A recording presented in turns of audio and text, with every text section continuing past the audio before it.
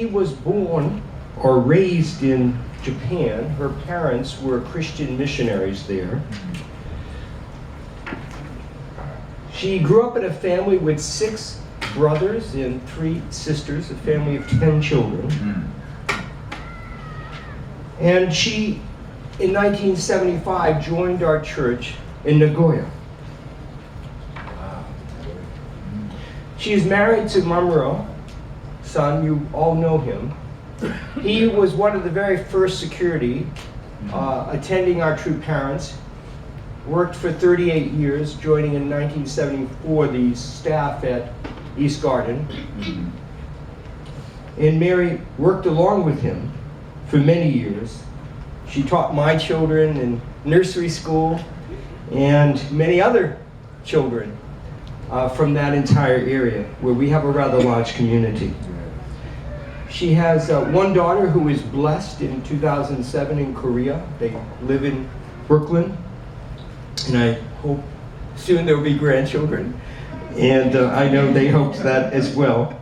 The good news is that True Mother asked both Mamoru-san and Mary to come to Cheongwon here and to take care of this property. And we're really grateful they did. We have the distinct pleasure of hearing Mary share with us today, so I'm going to invite her to come to the stage right now.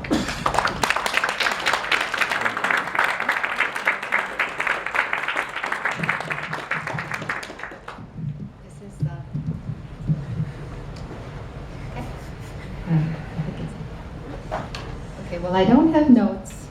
It never works when you have notes anyway, so I just thought, well, just look at all the beautiful faces in front of me, and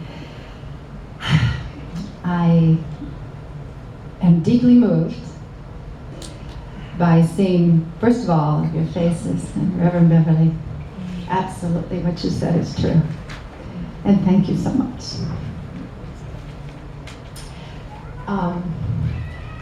3 months ago, my precious older sister, who was the first of the 10 children, passed away.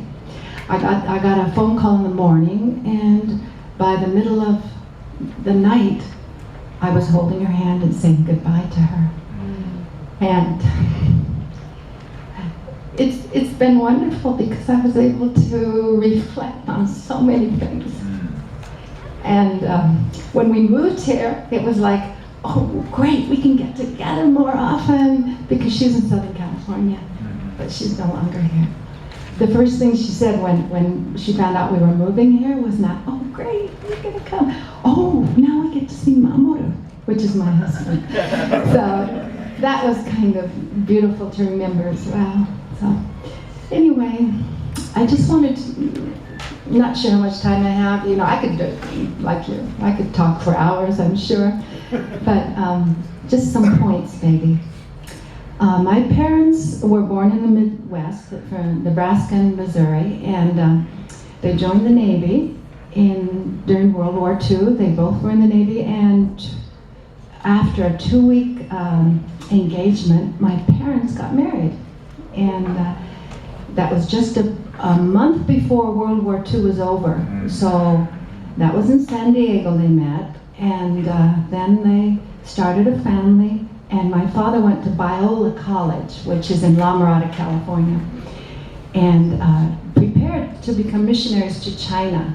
But just around the time, a year or 2 into studying, China closed its doors. Nobody could go in, so they were led to go to Japan. And so the year that I was born, already I had a brother and a sister, and then I was born. And in 1950, August is when my parents went to Japan. I was just a baby, and they went on a boat. I think it took a month at that time to cross the, now it's like, what, 13 hours, well, 8 hours. And so then they arrived after a month on the boat in Yokohama, Japan. And then, because my father needed to learn the Japanese language, we moved to Karuizawa, which is in Nagano Prefecture, where it's kind of like Big Bear, or it's a mountain community, and in that community is where they had a school, language school. So my father attended the language school as well as having a private tutor, and in 1 year learned the Japanese language, and took the 3 children. I think by that time it was 4, almost 4, when my mother was pregnant again. And we went to a small village called Shimagara, which even Japanese have never heard of. And my father started witnessing. He went to prisons, he went to just local community centers. And remember, this is right after World War II. And Japan was an enemy nation, right? So we were not exactly. So there were times that I was kind of young then, but I do remember that sometimes people would stick their tongue out at us and call us, you know, Ami-chan or something, which is kind of like what we would say Jap, you know, that same kind of feeling. And but almost always it was a wonderful, wonderful experience to be with the Japanese people. I mean, I'm so moved by my whole life being in Japan. It was a beautiful country. So my father, because my mother had to go along too, but you remember, she was just a young mother, not even around 30 years old at that time, with young children. But the place that we lived in was a small country farmhouse, not like our farmhouses here. It was cold, had paper doors, straw mats on the floor, no central heating, no kitchen. Just a dirt floor. My father had to create a kitchen for her. Outside was the well, which was shared by 2 other families. We were surrounded by rice fields. And they had electricity, but many times it would go out. So you can just imagine what my mother was like. I often reflected on what it must have been for my mother. My father was great. He loved everything about being a missionary. He adapted everything. He had a bicycle and then a little cart on the side, and then he'd carry us kids through the streets in that.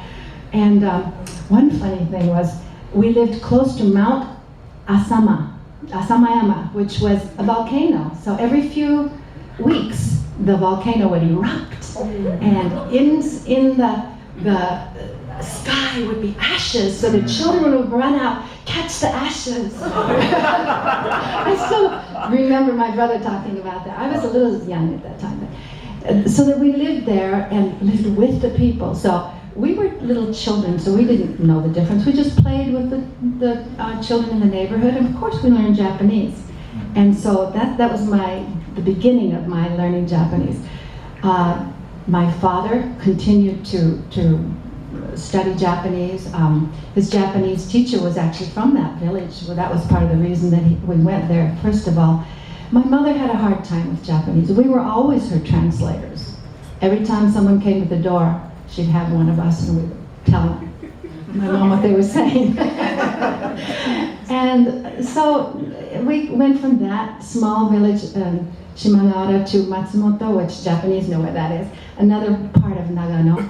And during that time, which I learned many, many years ago, many years later, I should say, my father went to one village that was called Mochizuki. And in that village, there were many teenagers, but one particular teenager, a 16-year-old girl, became a Christian through my father. And then she came into then she went later to Japan Christian College, which is in Tokyo, and she met our Unification Church members. So my father is the spiritual father of Kasuga Chizuko-san, Chizuko Runyon. I don't know if any of you know Michael Runyon. So that was just one. I found out later there was another one, but of course we don't have a whole lot of time. So anyway, it was just a wonderful experience growing up in Japan.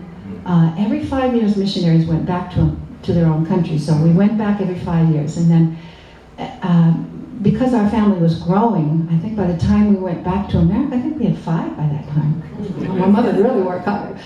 So then the thought was, oh, we have to go to school.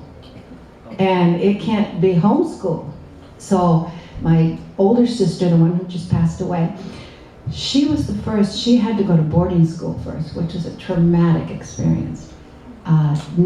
She somehow handled it okay, but then when my older brother, the one just older than me, had to go, it was hard for him. He had to be away from parents for they could only go home at Easter and Thanksgiving and Christmas and times like that. So he only made it 2 months. But then that was when the transition we went back to America. So to go back again to the fact that we needed to go to school. There was a school in Tokyo, so we moved to Tokyo, and we lived in this house for over 10 years in Tokyo. We would walk a mile to the train station, get on the train, 30 minutes on the train, and walk another mile from the train station. That was our routine every day, from first grade to 12th grade. That's basically what I did. There were some times in between when we came back to America, but we don't have time for that. So years later, those same students that I went to school with, of course we had these high school reunions, right? So I went to my 20-year high school reunion, 30-year high school reunion, 40-year high school reunion, and we reminisced about our life growing up. And we realized how amazing our life has been, and there is nobody that understands the heart that we do. So I equate it to a lot of the second generation when they come together and they say, our life was like nobody else's life, but they understand each other. So I really understand the second generation, what it's like. It was your parents who were moved by the Spirit and joined this church. So then you also have to have that same, in a different way, reborn experience. And it hasn't always happened, and it's not easy for the second generation. They maybe have not had the example. It's hard to say all the different reasons, but they do bond. There's no doubt about that. They really understand each other.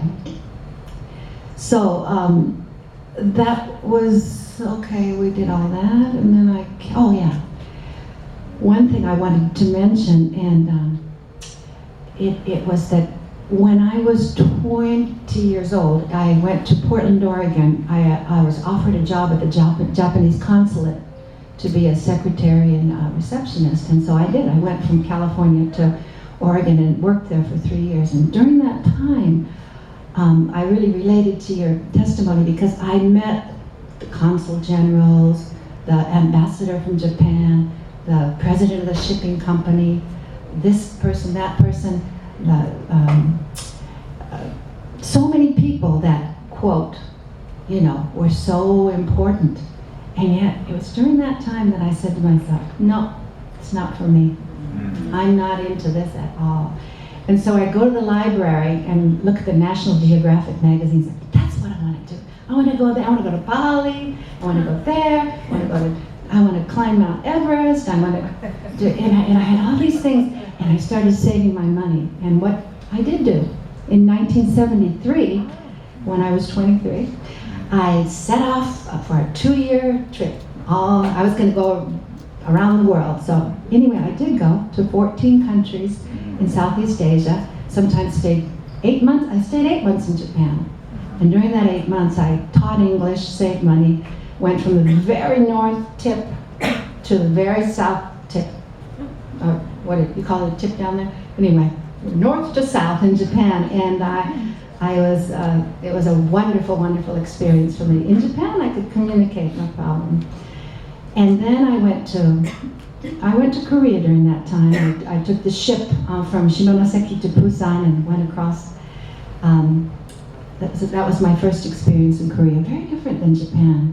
And yet, when I went to Korea, it was like, oh, that's the kind of place I lived in when I was little, because it was a little bit backward, So that was very interesting. And then I went to Hong Kong, Taiwan. I spent a month and a half in the Philippines. I went to Thailand, Burma, Indonesia, spent a couple months in Bali with the native dancers, and Singapore, Malaysia, just so many places that were just amazing. And then, of course, India and Nepal. So I just want to tell one story that happened when I went to India. My original ticket was Portland, Oregon to Calcutta, so that was a one-way ticket. So I knew I was going to go to Calcutta. So a year or a little bit more than a year into my trip, I arrived in Calcutta. And I was always traveling by myself. And I arrived in Calcutta and met some friends there. Not friends, I always made friends, so it's like, I can't remember, were they my friends before? Oh, okay, they weren't, but they were my new friends. And I didn't know where I was going to stay the first night. And so they said, oh, we're staying at this wonderful bed and breakfast called, it used to be Rabindranath Tagore's home. It's a beautiful home. And I'm sure that Mrs. Singh could, find a place for you to stay. So I went with them, and my first night was at this amazing home with high ceilings. And then I started to reflect on that day, arriving in Calcutta, seeing the beggars with no arms, no legs, whatever, seeing the poor, the incredible, I'd never even imagined that there was such a place in the world. And then there I was. So I cried all night long that first night. I was looking up at the ceiling, watching the geckos race on the ceiling, and just thinking the fan was going around, and I couldn't go to sleep, and crying. I woke up the next morning, and Mrs. Singh, she was a Baha'i, she was of the Baha'i faith, very wonderful widow. Her husband had been very prominent in the town. So as I shared with her, she said, well, I'm going around doing my charity work this morning. You want to go with me? And I said, oh, okay.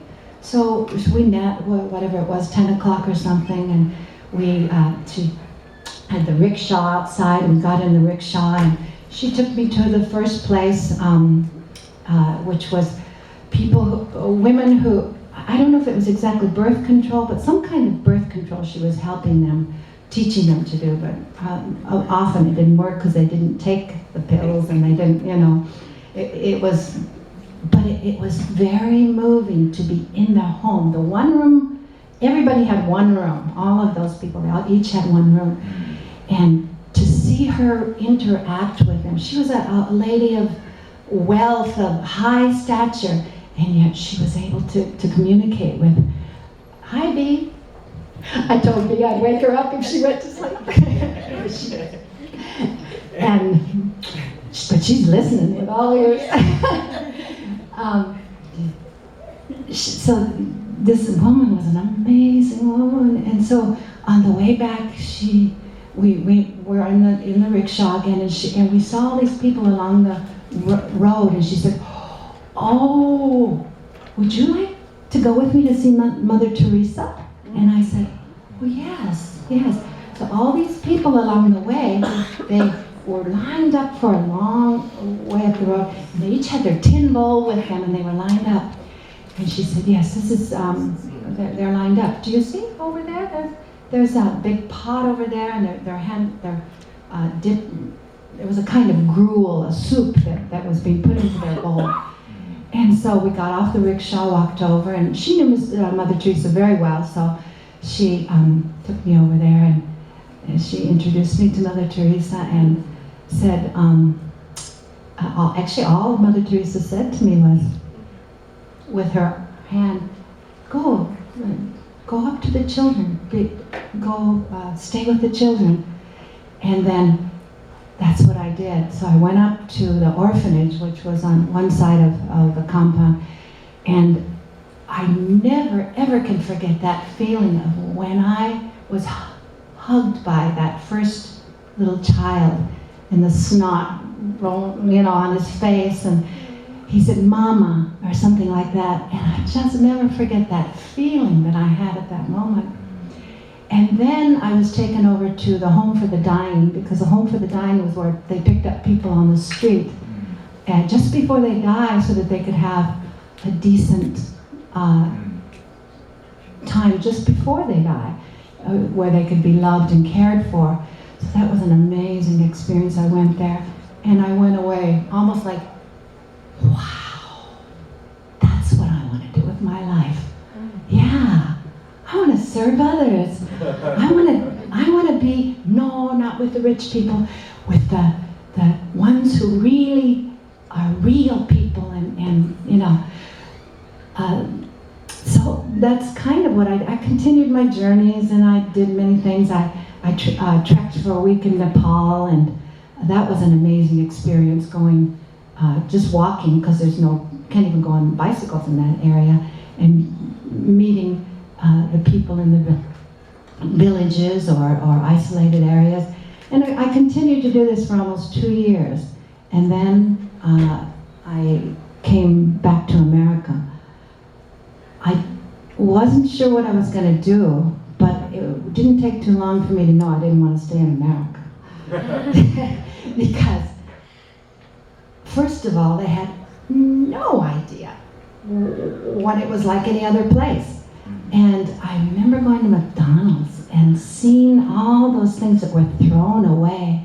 And I thought, oh my gosh, that container could be something that the people on the streets in Calcutta could use for a month or 2 months or who knows how long.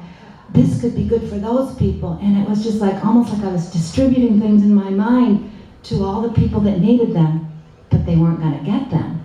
And then I was with the people who had no idea that they were blessed, no idea that they didn't necessarily deserve everything they had, but they were blessed. And it was so many things went through my mind and heart. And so I decided then, okay, what can I do? All right, I can teach English in Japan. That was the best money. By the way, since I was 14, I never got another penny from my parents. I started teaching English when I was 14, and never, like 10 children. How can your parents give you money when you know? So it was just something, if I want something, I better make my own money. So after that, I never got 1 penny from my parents, and I was so happy that I was independent. And anyway, so I did know how to make money. So I did know that if I taught English in Japan, I could make money. So I did that. So I got an employment visa, a working visa, while I was in Portland, Oregon, working a little bit. It took a couple of months to get. So then I went in 1975 in, what was it, March or April, I arrived in Japan and then started teaching in this school. First it was Osaka, and then they transferred me to Shikoku, Tokushima, which is on a smaller, one of the smaller big islands in Japan. But what happened while I was there teaching for, I'd been only there for two months or so, this whole group of people came, just suddenly. It was called the International One World Crusade. And then together with them were the Hansam dancers. And then not only that, there were the New Hope singers. And they all came to my town. And how could I avoid them? I was on my bicycle going the back way, but I couldn't avoid them. Then I'd go that way and I'd meet somebody. And then I heard people at the train station saying, don't talk to these people. The Catholic people were saying, yeah, don't talk to them, please avoid them. And somebody else was saying something. So I was hearing all these things, but there's no way I could avoid them. And so they got me as I was just coming down from I think they were watching me the whole time I was teaching, I'm not sure. And then I came down the stairs and they got me. That was the first person. And we talked and talked and talked at the coffee shop. But I didn't go, even though I said I was going to go. Then the next person talked to me. And then the third person talked to me. And the third person was much, I don't know, it was just the way she said it and the way she invited me. And so I went on my bicycle to the top of the hill where there was a bowling alley. And in those days, in 1975, they had a whole bunch of empty bowling alleys in Japan. The reason is it was no longer popular. So they're just huge, like a warehouse type situation. And so that, of course, they were happy to rent it to this huge group of people who came. So that's where I heard my first lectures in Divine Principle, was in this bowling alley. And I was the darling of, everybody, darling of the New Hope singers, the dancers, oh, Mary's coming, oh. But nobody believed I was going to stay, because just the way, it was. But they still got me to continue to come for, they would say things, and then I would be so happy. I'd bake them bread and cheese, because they didn't have bread and cheese. So I was able to come and bring them something, and I'd clean their kitchen, and just different things I would do. And then one day, I was told that that's not enough to just keep doing those things. You need to hear more deep lectures. And so that was the beginning of the real understanding of what I needed to do. And they all left, but they kept calling me and saying, oh, now you need to go to Nagoya. That's where we are now. So I said, I can't do that, I got a job, what are you talking about? I'm the only teacher there, only real teacher there. I can't leave. Oh, yes, you can. You'll just tell them you have to leave. And I would all night long, and again, this all night long thing where I couldn't sleep, talking to God. I had talked to God my whole life, so it wasn't like that was unusual. Oh, Heavenly Father, what can I, I can't do this. Oh, but it sounds so good. Oh, my heart is being, it sounds like the right thing to do, but I can't do it. How am I going to do it? And somehow, I did it. I took the train to Nagoya, and I did it, and then it was amazing. They had all these English lectures lined up for me, and then after a week of English lectures, they said, well, we're going to, not Camp Mazumdar, but very similar. Moriyama Shurenjo, which is Moriyama, anyway, it's a kind of on the mountain, and it's a workshop place. So guess what? I went to a Japanese workshop. And it was very, very difficult to understand, because all of these terms, these divine principle terms were there. But I was there writing down in my Roman letters, Romaji. If I didn't understand a word, I would write it down. But when it came to talking about Jesus and his life, my eyes perked up and I understood everything. Because I had a foundation in Christianity. I understood. And the lecturer kept saying, Mary-san, do you understand? Yeah. And so at that point, he could see that I really was understanding what they were saying. Also, I was crying and just really taking it in.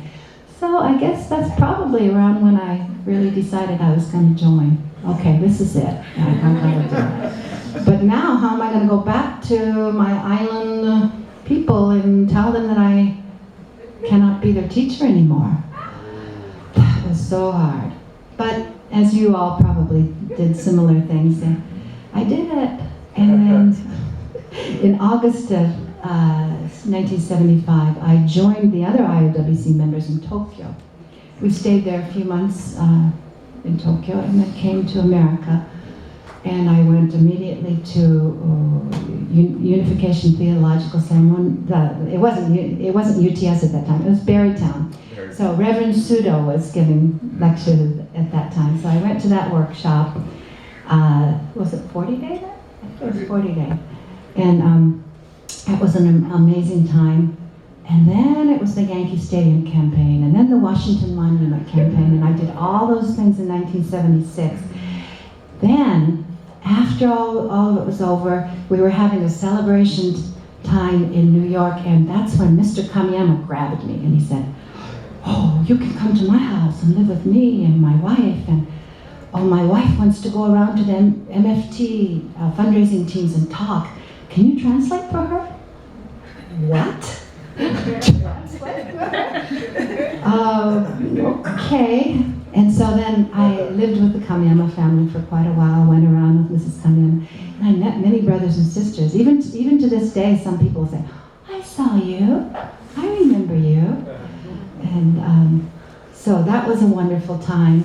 What was that? That was 1977. Okay, so I was matched with my husband. Reverend Moon matched us, like that. And we became eternal husband and wife. I remember looking at him, oh, that's my eternal husband.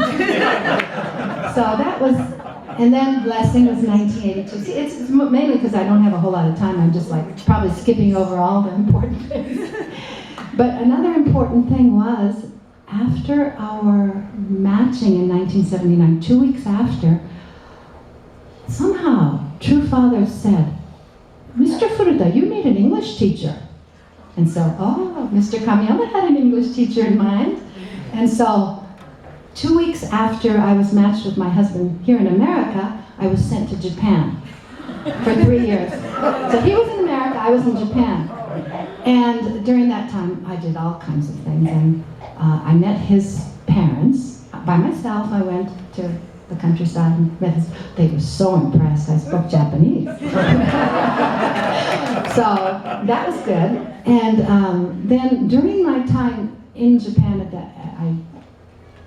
because Mr. Furuta didn't want to learn English, that was the problem. Then Mr. Kuboki, who was the president, said, if you don't want her, I'll take her. So then I became his secretary and went around to other places in Taiwan and Korea and other places. And during that time also, because Mr. Kuboki was a very busy person, then I also taught at the preschool. And to this day, I still have a whole bunch of preschool students who now have children, say, I remember. Or also I taught Sunday school when I was there in Japan. It was teaching English during the Sunday school time, and then we also had workshops with young people. So I know all of the second generation in Japan who are now over 40 and who have children also. So that, all those incredible blessings that I got connecting with so many people. So, I mean, how can I not love after having so many beautiful experiences and still being connected? So, where are we now? Okay, we're in Japan. Oh yes, and then we got blessed. And then, my husband and I needed to start family, right? So I needed to go to where he was, which was in Tarrytown, New York. So then I came to join him when I was 8 months pregnant. So that was the beginning of my being on his East Garden Belvedere staff. So I had stayed for 26 years there. He had already been there for 12 years, so he had a total of, when we came here last year, he was there 38 and I had been there for 26 years. And of course in that 26-year span, a lot of things happened, right? One of the things was that I was able to, again, do the preschool, teach preschool and also Sunday school, Camp Sunrise. Renee was, when she was in 9th grade, I was her counselor. Just many different things that just connected me in an incredible way with so many people. And during that time, many of the grandchildren of Reverend and Mrs. Moon were in our classes. And at different times, I do remember one year I had 3, they were the same age. Now they're like 14 years old, all 3 of them. They were in my class, and the 3 of them would sing and dance together, and I don't have one story about them because it's really hard. It's just the memory that I have of the unity that they had as cousins. It was so beautiful to see. They really loved each other just like real brother and sister. I still remember that incredible feeling, the way they fought, the way they loved, the way they interacted. Oh, that was beautiful. And of course I was able to interact with the parents, which would be the wives of some of Reverend Moon's sons. And an amazing time again. Let's see, the years go by so slowly when it's 26 years. What happened? so many things happened, but the things that were most memorable was like singing and dancing in front of true parents who were the grandparents of the children that I was with. That was always an amazing experience, taking care of them just before they were going to perform in front of true parents, and loving them, and just genuinely being connected in that way. That was always so beautiful. And of course, many times I had little experiences like they would be walking by and everybody would be standing still, quiet, and they're walking by maybe with their parents or their grandparents, and then suddenly, hi, there's something there, like this, and it was like, they're not supposed to talk, they're not supposed to, they're supposed to be still, but it was just like, oh. But I just love those experiences. Those are in my heart. You know, those kind of experiences are in your heart. Nobody can take those kind of experiences away. So, anyway, I just feel, when I think about my life, I am so repentful. What you're saying is so true. We have so much. We just do not understand what we have. And at the same time, I'm so grateful, so grateful. I'm so grateful for that husband, like you were talking about. Okay, the husband, well, I'm extremely grateful for my husband. He really kept me steady. He never wavered. He just kept doing, you know, that servant of servant things. He didn't care about position. He didn't care, you know, about that kind of thing. What he cared about was, just serving. And he said, I'm never going to leave here until they kick me out, or until they ask me to leave. So what happened? He was asked to come here, so that's how he left that area. So anyway, I just have to say, more than anything, I'm so grateful.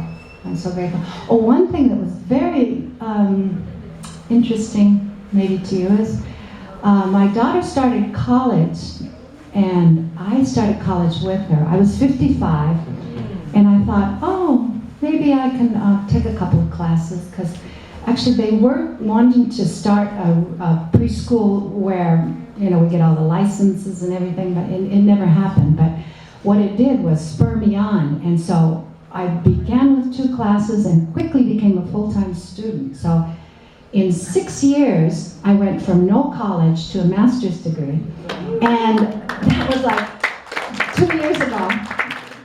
And I said, it's like right now, I did that? But it's one of those things that you just feel so grateful that you had that chance to do the kind of thing that you would never imagine doing, right? And so all I can say is that the biggest thing is that I'm grateful. Yeah, it's an amazing life. And yeah, let's be better. Let's do it. Yeah. What do we have to be ashamed of? And I got to work on myself first of all, because believe me, I love you. You were telling us what we need to know. Yeah. So thank you so much, brothers and sisters. And I'm so grateful that I'm here in Las Vegas. You get a new start in your 60s? Whoa, great. So that's where I'm at, and I'm not always, okay, I'll do it. I'm not that kind of person. I'm a behind the scenes person, looking, checking, and then finally, okay, I'll do it. So, but I'm there. And I'm connected with every single one. I just really am so grateful for each one of you. Even if I've had difficulties, even if I have to get to know you from now and overcome something or whatever it is, I'm going to do it. It'll take time to get to know everybody, but I want to know that I'm so grateful for each one of you. God bless every one of you.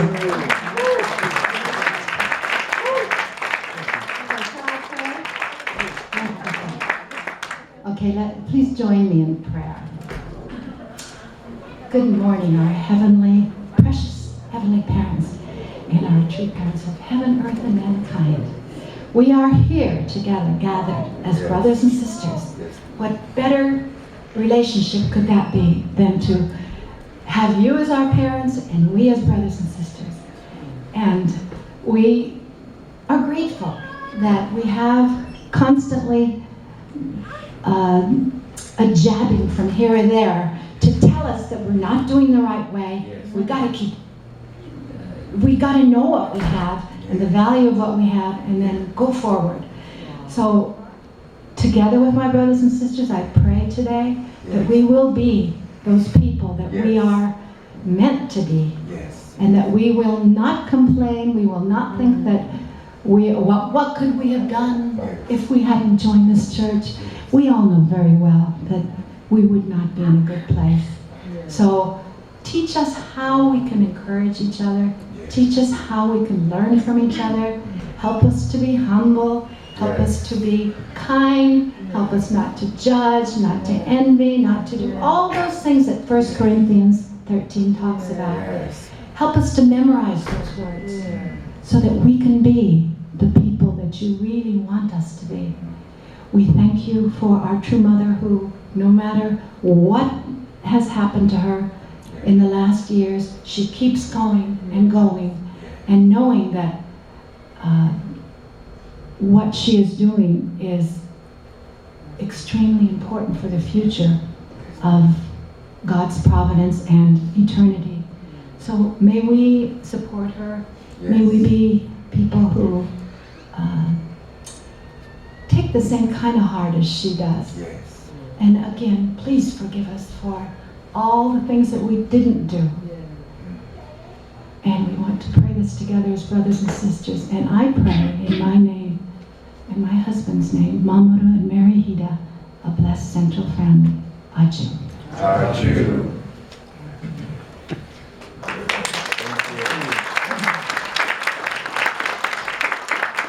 I thank you, Mary. Thank you.